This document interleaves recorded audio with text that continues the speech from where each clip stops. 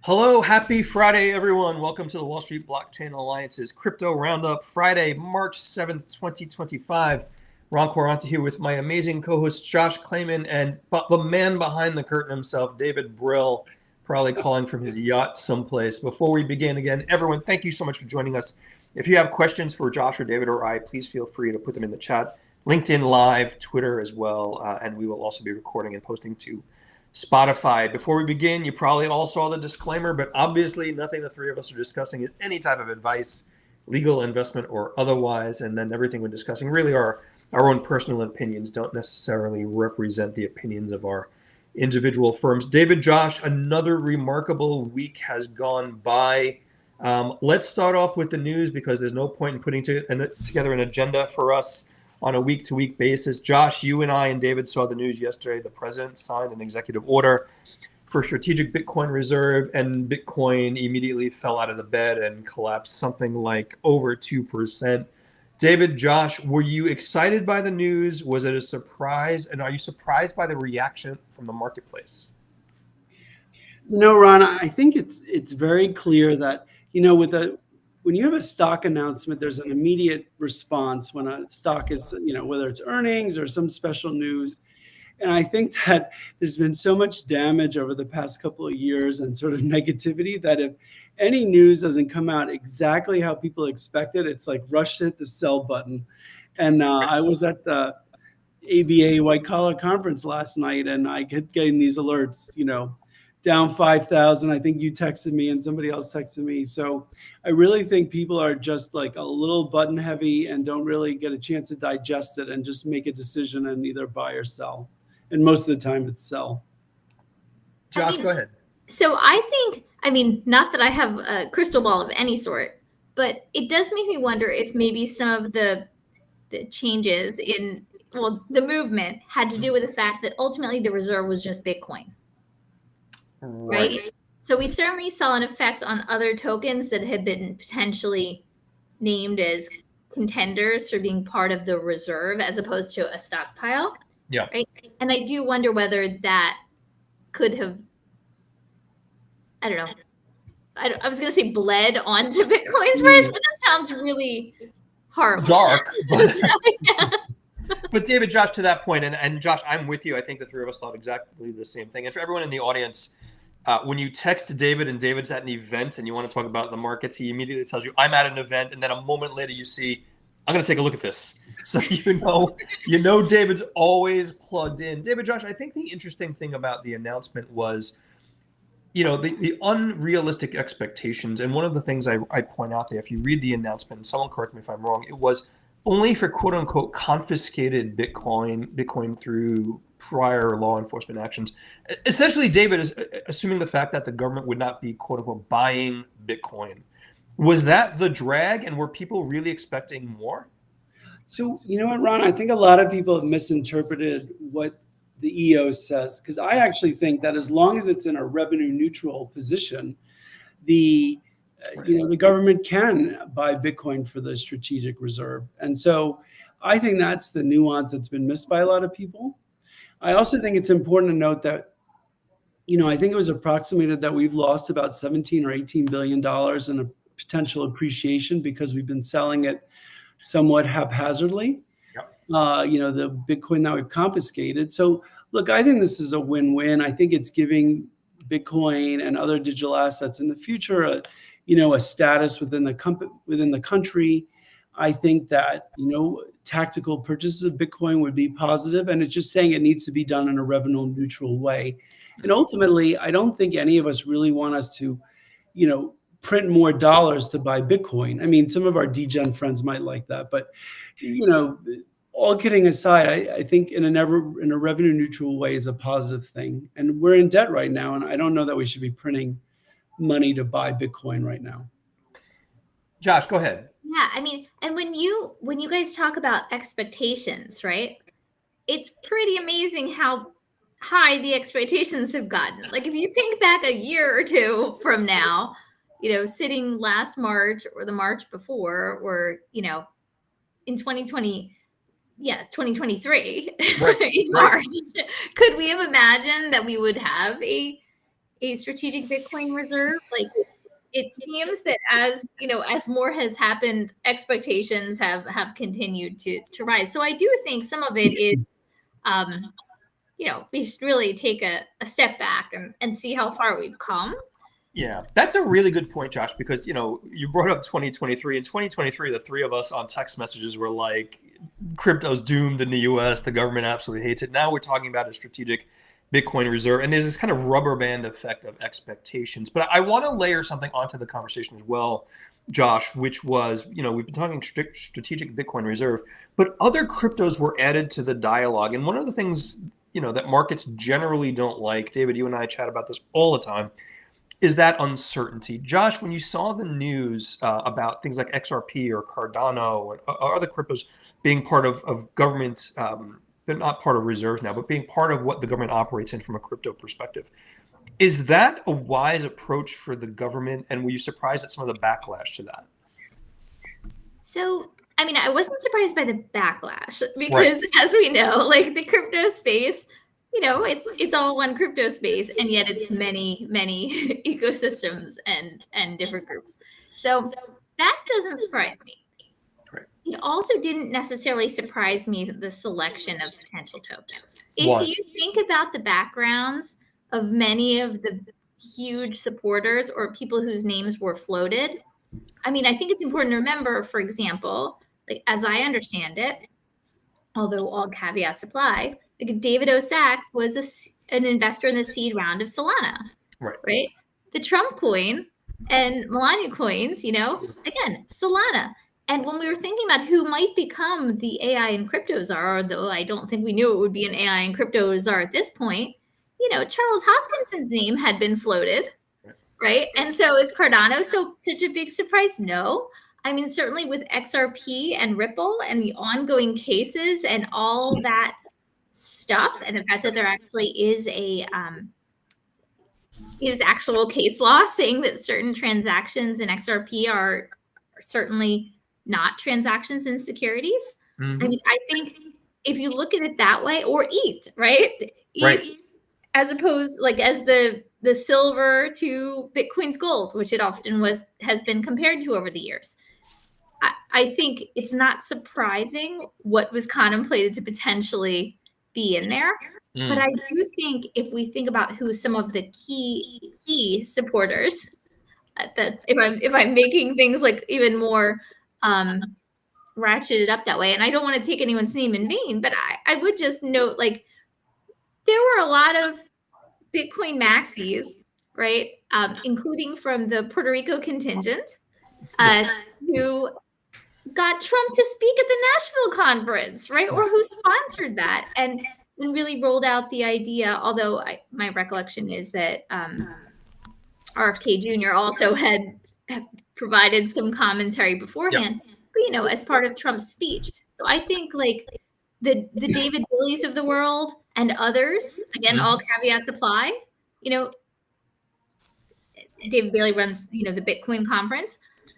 These folks and many others who are deep in Bitcoin, I think they have powerful voices, and they did a lot to help Trump win the election.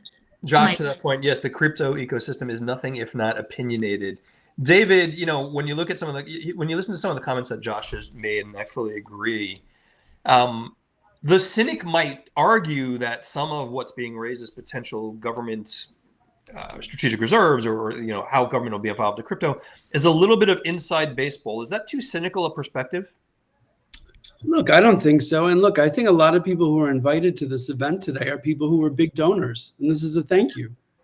And you know what? There's nothing wrong with that. It may not include everybody we think of as should be included, but look, I think this is part of DC, and as you know, we've been to DC a lot, and we're very plugged in, that this is a common happening. So I'm not surprised at all. You also have to remember that, we have sort of an America first viewpoint in the world right now. And so I think tokens that get chosen, will reflect that. I mean, I do think that the tribalism within our community does come out as far as who's getting invited and, and what tokens are being considered. I do have to say sometimes it does have a sort of high school feel to things. But ultimately, look, there are a lot of donors here that have been invited, and I'm not surprised really by the choices. And I think the dialogue around which crypto assets will be considered outside of Bitcoin and ETH will be, it'll be a fluid conversation. David, And, is the reason you're off camera because you're actually at the White House? Josh and I are curious if you were invited. No, I was a last minute invite, so I'm on a plane now going to DC. No.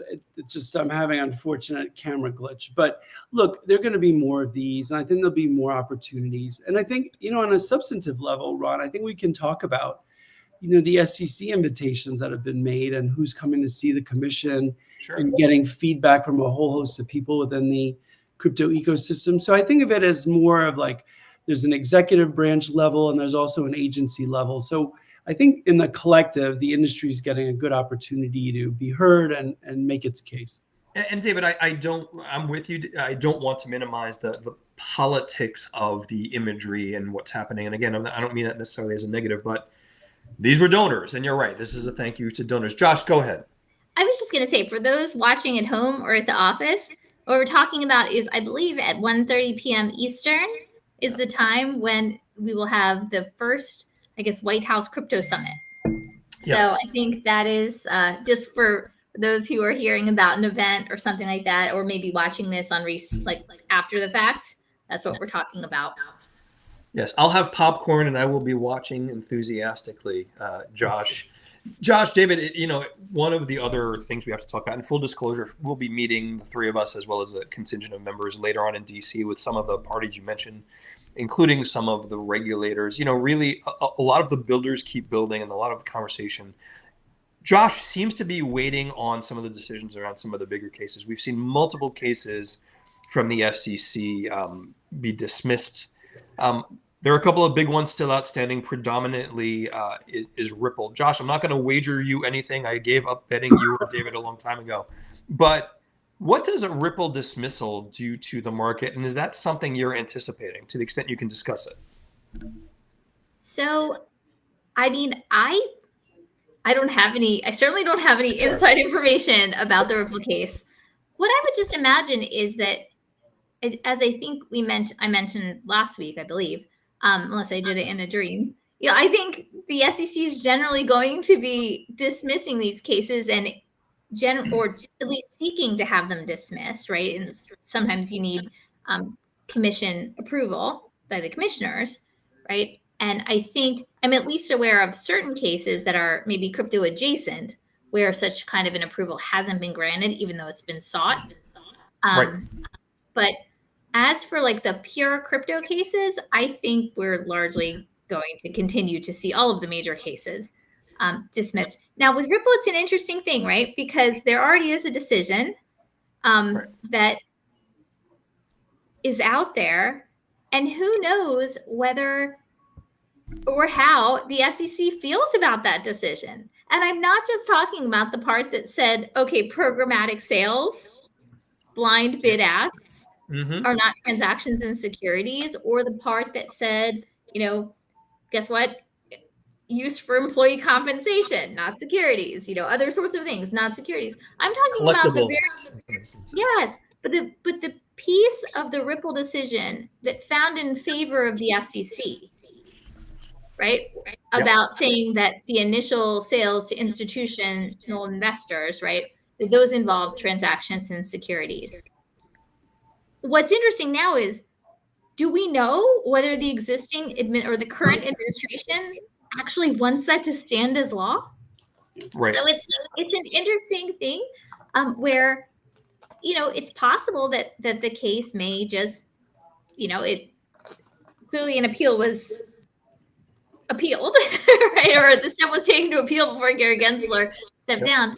But now, I mean, it's a really interesting question, because even if it goes away, what do we do with that bit of law if in fact it may be inconsistent with what the crypto task force or the SEC may take as its position now? I just think it's an interesting question that I don't have an answer for. Josh, it's a really interesting question, and it really it is astounding the level of detail the three of us and members and others in the industry are kind of peeling back. And let's just say it, Josh. What is a security? And the level of detail now that the regulators in Washington are looking for. David, I want to time travel with you a little bit. As a young man, when you were studying at Penn's Law Library, and then you'd later leave to, what was it, the Brown Jug Bar where you'd hold court, David? Would you ever think we'd be having this level of deep dive on, we need an industry to tell us what is or isn't a security? You know, if we could turn back time, I think a lot of us would have hoped that in that 2017 to 2021 window, that we had spent the time, you know, from an agency perspective, drawing up rules and regulations and really having the conversations that we're having now in Congress. If we had those in 2017, 2018, 2019, I think it would have changed the trajectory of crypto in the US and really in the world. So unfortunately, we're sort of a little bit late to the game. One other thing I'll add is I think Ripple is going to end up settling this case. And again, I don't have any inside knowledge. This is my own speculation. I think, like Josh said, if they want to make sales of certain types, you know, to certain individuals, I think they're going to need to settle this case, because otherwise the underlying law will be problematic if they, you know, want to go public or something like that. So I think that they may ultimately settle the case with the SEC to clear themselves to be able to sell and to act, you know, as they want to as a private entity. David, and I was correct, was it the Brown Jug Bar? Well, no, in Michigan, I would say there are a few popular bars, but no Brown Jug one that I recall. But my sources are error. Josh, go ahead, please. In for a second and say that for a second, I couldn't stop smiling because I was imagining David with a microphone singing that Cher song. If I could turn back time. Oh boy. Yes, I'm sorry to the audience. Boy. Never have I ever sung that song at karaoke. I can promise you. Josh and I will take you for another dinner if you would. Ron, I don't think you can afford the dinner that it would take for. No, I'm worried about the dinner. I'm worried about the dinner I still owe you. Yeah, David, you better watch out. I found an even better place. David, let's talk a little bit about. Let's stick to this kind of. Let's migrate a little bit. One of the things you and I and Josh have often spoken about is the different market perspectives. And David, one of the things that really struck me looking at market data year to date is this is not an altcoins market. And I want to ask, you and I talked about this dichotomy between think Bitcoin, Ether, for example, and the altcoin market. Is the altcoin market dead for this year, David? What is happening in that space? So it's a great question. And I think the irony is that if you look at all the altcoins, or at least the major altcoins, all of their technology has improved. They've become, they have more market status. They have products. Their technology is better, but they're still being discounted like before. In some cases, have totally retraced their gains.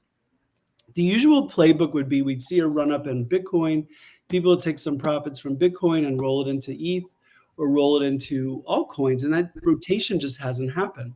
And I think part of the reason why it hasn't happened is that the new buyers in Bitcoin aren't buyers who are looking to speculate in altcoins. They're looking to buy a position in Bitcoin or Ether and hold that position, for a longer time frame. So you're not seeing sort of that fast money making a 2x in Bitcoin and then running into altcoins. And so I don't think they're dead. I think that they will have their time in the sun, but it's really a different kind of liquidity that's come in the market, and not one that's like immediately willing to go from Bitcoin gains to Ether to altcoins. So David, to that point, and then Josh, certainly I would love you to weigh in. This is not fast money you're talking about, correct?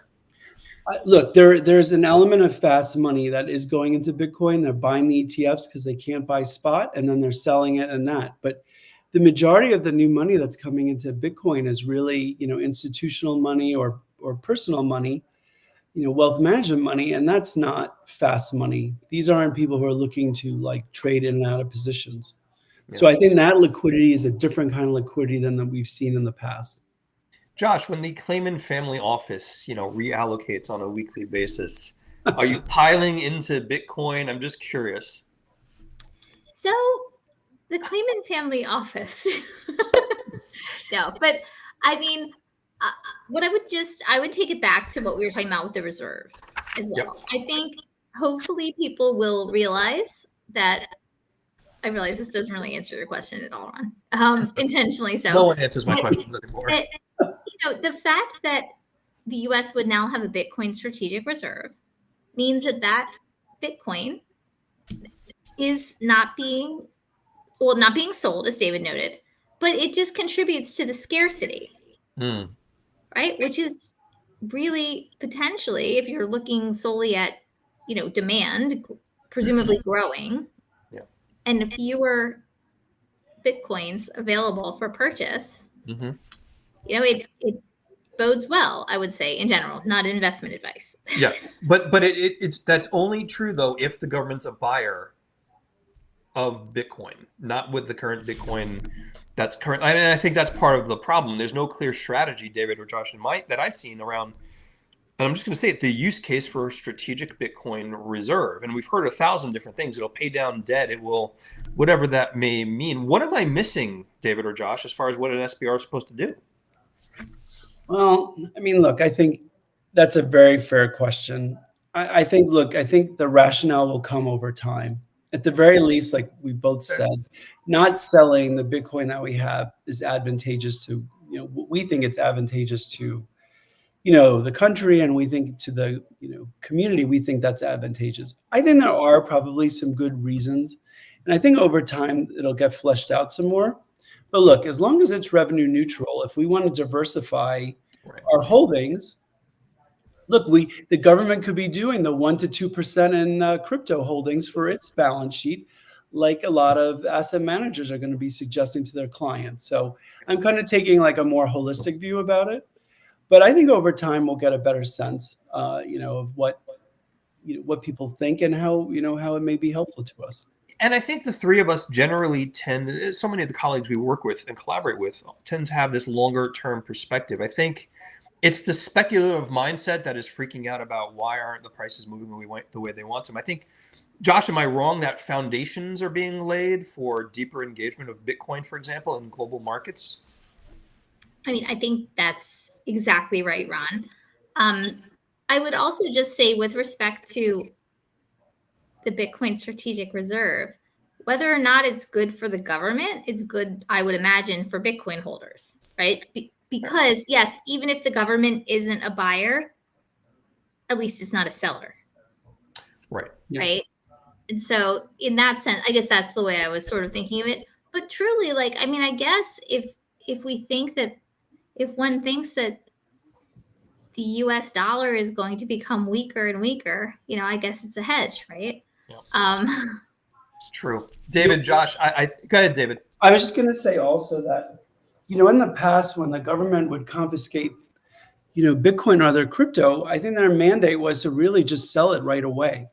They didn't have a mandate to hold on to it. So if nothing else, this is more responsible asset management of an asset that we've confiscated, and we're being more thoughtful about it. I think if you remember, I think it was the city of Cologne in Germany had a certain amount of Bitcoin, and then they just started market selling it and dumping it, when it was around 50 or 60K. If they held on to it, they'd be, see 33 or 55% gain from there. So I think on a basic level, this is just more thoughtful asset management of the Bitcoin that we have, with the opportunity to buy some in revenue neutral ways. David, I want to throw one more wrinkle into this, and we need to probably get a litigator on as a guest in the future. But one of the articles I had read looking at the U.S. government holding seized Bitcoin in a strategic Bitcoin reserve. In general, seized assets go to the law enforcement agencies. This is a different turn. And again, the three of us may not have expertise in this, but how does that impact what the government might do with seized Bitcoin? My view is, if, like, for instance, I think some of the Bitcoin belongs to the Bitfinex holders that, so Mhm. if it's proven that some of that Bitcoin belongs to Bitfinex holders, I think it should go to them. Just because something got confiscated, and if you can show that it was yours, you shouldn't lose that just because it was confiscated from, a bad actor. Like, if a bad actor steals your Bitcoin and the government recovers it, you'd like the government to give it back to you because it wasn't your fault that it was taken. Right. But Right.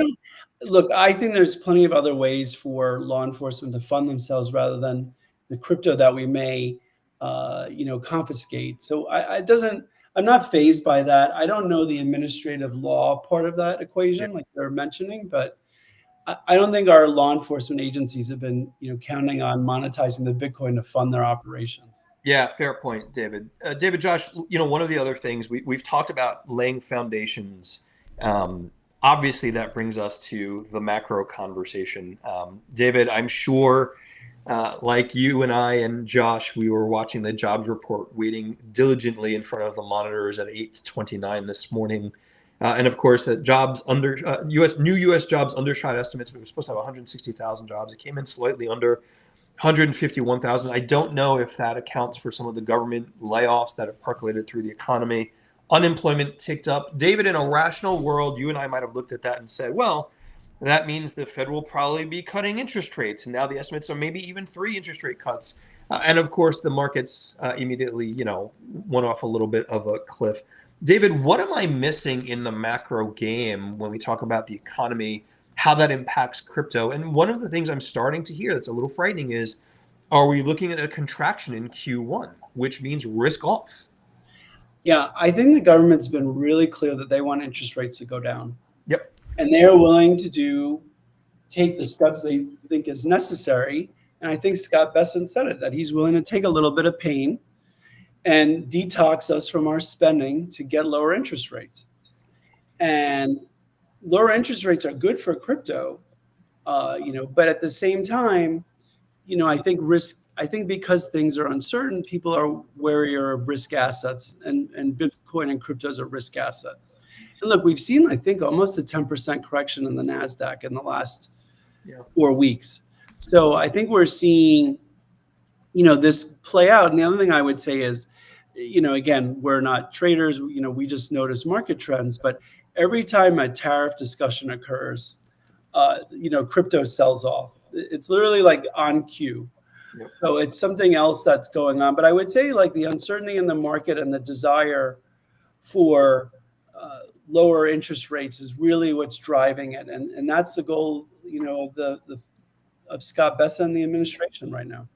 So, question for you guys. Like, understood completely that the government wants to have interest rates move lower, right?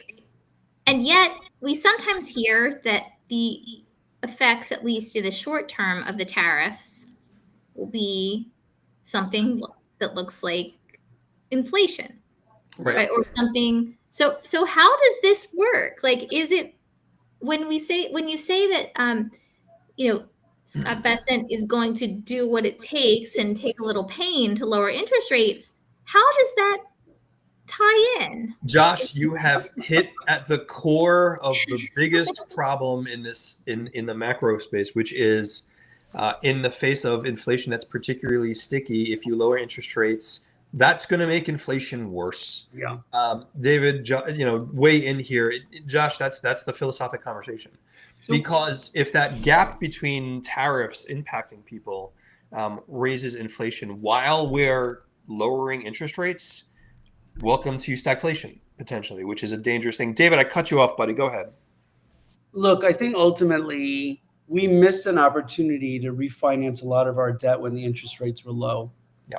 And I think that is the goal of the administration, is to get lower interest rates and then to refinance the debt. Because we're hitting up against a debt ceiling, and we're going to have to get some relief to get a budget passed. And I think the goal is get interest rates down, refinance the debt long-term at lower rates, and then go back to a more traditional cycle. But you're right, we may see higher prices in the short term. But also remember, the last thing I'd say, Josh, is also remember that this administration wants to use tariffs as a little bit as a saber to get, our neighbors or other countries to sort of act in a way that they think is consistent with what we want them to do. And in fairness, I want to say that some of the countries that we, are potentially giving tariffs to, aren't letting us compete equally in their market. So there is some imbalance in their trade, deficits between our country and others that should be, remediated. So I would look at it, it's a multidimensional thing. It's not very binary. Josh, Josh, go ahead. Oh, I was going to say, speaking of refinancing, I mean, you guys have, I follow all the sorts of things you guys are sending across, including about the Washington, D.C. housing changes. But also, when I think about refinancing in the context of what you were just saying, it makes me think about commercial real estate and what we've talked about previously, right? Yep. When there have been vacancies, it just makes me think, okay, this is why we're seeing more and more return to office, including not just for banks now, but also for law firms and others. Right. Yeah, I mean, for commercial property holders, those large corporations, idle capacity is a sunk cost, and their interest rates are not going down enough for them to refinance. I mean, Josh, at a commercial level, I think someone in the audience, correct me if I'm wrong, we're digressing from crypto, but there's something like $800 billion in commercial mortgages and commercial loans that are struggling, as I understand it. Josh, it's different for people like you. My sources tell me you're looking at your 10th property, something like a 30,000 square foot estate someplace. But I will tell you that mortgage rates just came below 7%. So things might open up a little bit, but it'll be interesting to see where it goes. But you're right. Again, Josh, to David's point, there are a lot of moving pieces to this marketplace, and all of that impacts crypto broadly. David, am I wrong? No, look, you're right. And what's going to play out in DC is going to be very interesting because, people are saying that a lot of more houses that are going on the market. There's statistics to back that out. And then, if we're going to sell some of our, office space, that government buildings that we own, like Washington, D.C. is going to have a real issue. And then, we'll see how that plays out. And Josh, I hope you don't mind me joking about the 10th property. It's totally in good fun. I mean, from your mouth to God's ears. Goodness. Well, thank you both. We're running a little bit out of time. We've got a lot of work to do between now and our trip to Washington. David, Josh, I'm so looking forward to joining both of you and some of our members there. Josh, go ahead. I wanted to make sure we mentioned one of the things, which is the SEC v. I guess Pulse Chain and Richard Hart decision. I just thought it was worth mentioning. It is. Because the decision actually reminded me a little bit of that footnote in Hester Peirce's, or rather the staff guidance about meme coins, where it said, marketing to increase price isn't enough. Like saying you're going to list on an exchange isn't enough. I just thought it was very interesting that in this SEC v. Pulse Chain case, a federal court found that actually, just because there were online statements and just because some U.S. persons purchased in the transactions, that wasn't enough to show that the project was targeting folks in the U.S. And I think that is very instructive for those of us who are counseling clients or otherwise participating in the market. And because of that, the federal court ruled that the SEC didn't have jurisdiction, which is so interesting. Yes. And that is a marked shift from what it was, call it a year ago, call it 6 months ago, Josh, in what is or isn't a solicitation, for example. David, go ahead, weigh in.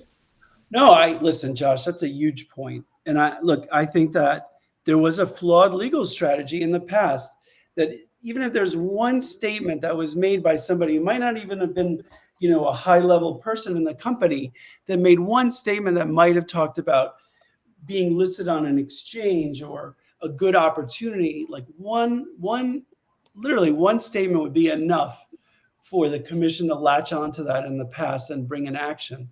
And look, no company is perfect.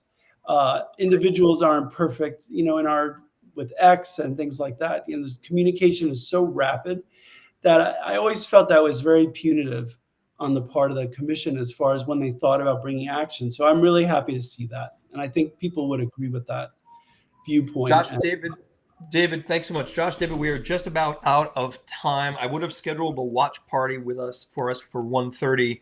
Unfortunately, life and meetings have gotten in the way. David, will you be watching the SBF interview this weekend? The recording? I do want to watch that. Like, the little bit I've heard is that it doesn't sound like SBF is very repentant about what's happened. And I do want to say one thing, and other people have mentioned this. Yeah. You know, a lot of the money in value that they were gambling with was really like liquidations that they would force on customers, you know, and sometimes those liquidations were proper, and I think sometimes they weren't. So, you know, it's interesting that SBF is looking to rehabilitate his image to try and get a pardon. But, you know, I've really only heard it secondhand, but I'm looking forward to watching it. Josh? Yeah, I mentioned just one thing before we go, which is my recollection, and I believe this is true because I also was just Googling furiously to figure out if I'm correct. But I believe that one of the co-counsel in the Pulse Chain case was our very good friend Kayvon Siddiqui. Oh, great. Shout out to Kayvon. Great man. Oh, shout out to Kayvon. Brilliant legal mind. And David, I don't know if you noticed, like, you and I are half joking about SBF interviews. Josh is like doing real thinking about real cases. So just you know, if I go off the rails, give credit where it's due. Right. Look, you know, Ron, when I was practicing, this was a big issue. Like, when we were giving advice, we would be literally combing years of ex post and marketing materials just to see if there was anything out there that, you know, could be problematic. So, I mean, it really, you can't imagine the amount of work and time and legal fees that were incurred by companies really going back and doing that diligence to determine whether they had exposure. Yeah, and just on that point, just for one second, I mean, clients would say, like, okay, so I just want to post this, I'll tweet this or whatever. And you have to be like, no, it's going on social media. It might flow into the US. You need a disclaimer. You know, like all these sorts of things, which I'm not saying that that's still not potentially a good idea if you're trying to exclude people, to say, hey, by the way, these people are excluded. Yeah. But I think this was a big decision. I think a lot of people underestimate how much effort goes into the work lawyers do. I am not a lawyer. My father wanted me to be a lawyer, Josh, but I spent a lot of time with lawyers. So, David, Josh, let's leave it there. There's going to be so much more to cover. For everyone in the audience, again, thank you all so much for joining us. If you've got additional questions that we didn't get to or suggested topics for next week, because I give up doing an agenda, Josh, email us, info@wsba.co. We'll definitely make sure it gets there. David, we'll get you a new camera. Everyone's already complaining about not seeing you or hiding you behind a curtain. Josh, David, let's leave it there. Everyone, thank you for joining. Have a great weekend. We'll see you next